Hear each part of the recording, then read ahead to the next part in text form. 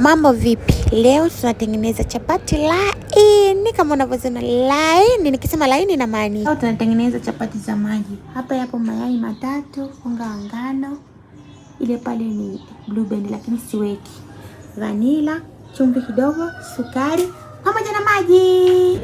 Sasa hapo tunaanza na kupasulia zangu mayai kwenye blender. Naona kama vile kazi jamani, kuna nili kupasulia kwenye bakuli nianze kukologa itanichelewesha. Mimi na haraka afu nje inaniuma. Nikasema nipasulie zangu mayai yangu matatu kwenye blender, nikaweka na maji. Haya, hiyo hapo natilia ni sukari, nikamalizia na kachumvi kangu kadogo, mwishoni namalizia na vanilla ile ilikuwa mbaki kidogo lakini nakata shombo. Blend kwanza, jichanganye yale mayai, maji, sukari na chumvi. Alafu nikasema sasa hapa nitilie zangu unga wangu wa ngano, ni blend chap hapo. Naona iko tayari, lakini sasa naona nyepesi sana. Nikasema acha nimalizie kaliko baki. Nimemalizia hapo, imejiblend, naona iko tayari. Haya, hapo ni frampen yangu ilikuwa ishaiweka jikoni, nikamimina hapo na zangu choma. Hapo sichomi na mafuta kwa sababu nilitia mafuta kidogo, japo kwa clip sijaiweka hapo lakini nilitilia mafuta. Haya, chapati yangu iko tayari kama unaiona.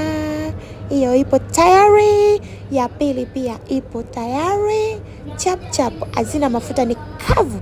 Perfect. Hata kwa mtu ambaye hahitaji mafuta mengi anakula safi kabisa, kwa sababu mafuta nimeweka kwa mbali. Alafu nachoma hivyo, siongezi mafuta yoyote. Hiyo na nyingine tayari. Umeziona chapati ni laini, tamu, soft. Wow, perfect. Yani chapati ni tamu kweli laini.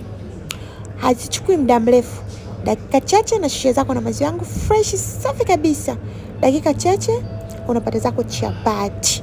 Asa wewe mvivu, unaenda kwa mama ntilie unanunua chapati ligumu kao ba unavuta kanya masuya wapi ni kai.